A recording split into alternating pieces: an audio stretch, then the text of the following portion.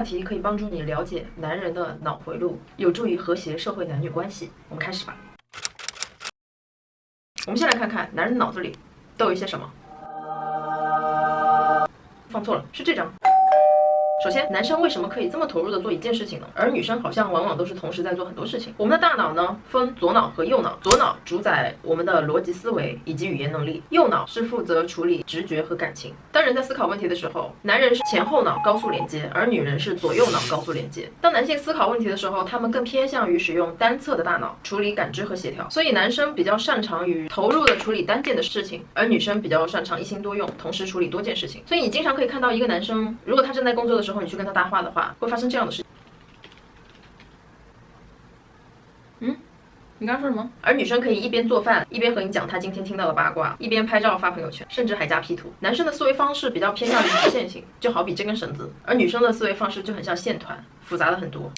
而女性的语言和空间能力是受两边大脑的控制，而不是只有一边。而男性是右脑掌控空间能力，左脑掌控语言能力。注意，大脑单边功能这个事情对男生来说其实是有一个 bug。举个例子，男生的语言功能是在左边，如果他的左脑受伤的话，他会失去大部分的语言功能。但是女生是两边，所以同样是左脑受伤，女生依旧可以表达，而男生不行。而失语症，男人是女人的3倍。第二，男生到底有没有同情心？他们的情绪管理是什么样的？因为有时候你会看见，在看同样一部煽情的电影，女生已经哭成了猪头。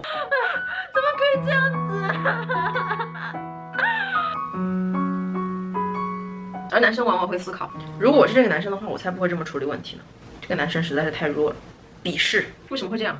当大脑要处理情绪的时候，男女生是有什么样的差别？首先，右脑会通过视觉捕捉情感信号，左脑来分析。还记不记得，女性是左右脑高速连接，所以她们可以快速的处理情感的信号，捕捉对方的情绪，所以女生的同情心和共情能力会比较强。而男生是前后脑高速连接，两边是分开运行的，他们之间的联系并不密切。所以当男生看到同样一件事情的时候，他可能只是关注这件事情整个发生的过程，并不会与情绪连接起来。所以女孩子如果需要处理问题，你应该找男生；如果你需要处理情感，你应该找女生，不然你会适得其反的。还有一个原因可能跟远古时期人类的分工有关，那个时候男性主要负责打猎，当他们面对猎物和危险的时候，他们需要保持冷静，他们需要快速果断地对事件本身进行处理，他们需要克服恐惧和同情心。如果当猎人富有同情心的时候，可能会变成这样：小兔兔，你怎么死了？小兔兔，对不起，小兔兔。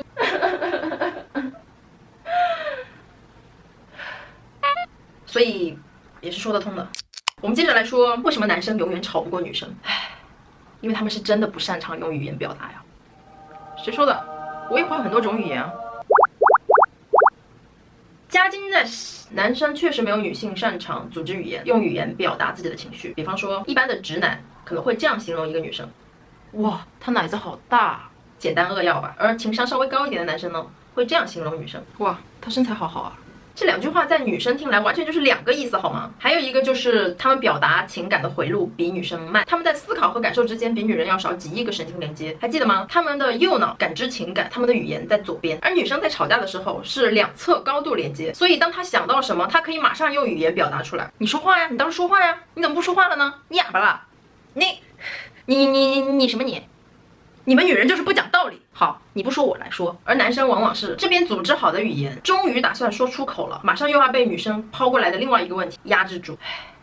这谁顶得住啊？因为他们习惯一个问题一个问题的处理，而女生是一个问题一个问题不断的丢过来，甚至可能在其中完全没有逻辑没有连接性。因为女生的记忆力比较好嘛，所以往往吵架的时候男生都是一脸懵逼，他在说什么？他又在说什么？为什么我完全不记得这件事情？于是最后男生干脆就挂机了。他们台词往往是这样的：你说的都对。他们一般都会说这种话，都是我的错，好了吧？于是新一轮的吵架又要开始了。说完他们的行为、情绪和语言，我们来说说男生有一些什么样的优势吧。男生的小脑的连接会比较强，他们的运动天赋更高，而且比女生有更强的空间感知能力。讲到这里，不得不说一下男生的猎人属性。在远古的时候，男性负责出去打猎，而他们需要长距离的跟踪猎物。而狩猎成功之后，还有一件事情就是他们需要找到回家的路。所以在当时一个这样特定的条件因素下，男生逐渐锻炼出来了强大的空间认知能力。所以当女生向男生问路的话，哦，你应该先往南走800米，然后再往西走300米，你就到了。这个时候女生可能会懵逼，但是呢，还是会鼓起勇气问：那我怎么知道南边在我的哪一边呢？然后男生就会一脸认真的说：你看太阳就可以了呀，太阳从东方升起，所以南方应该是在你的谁来告诉我为什么你们不能说左右？说完优势，我们再来说一说劣势吧。男生对颜色的敏感度不如女生，所以你永远不要问你的男朋友，亲爱的，你帮我挑支口红吧，我不知道选哪个颜色。这两个有什么差别啊？不都是红色吗？哎，女人真麻烦，因为他们真的看不出来。男生对人的面部表情识别能力是不如女生的，也就是说他可能很难分辨一些微妙的表情变化，去感知你的情绪，所以经常也会发生这样的事情，就是你怎么了？我没事。哦。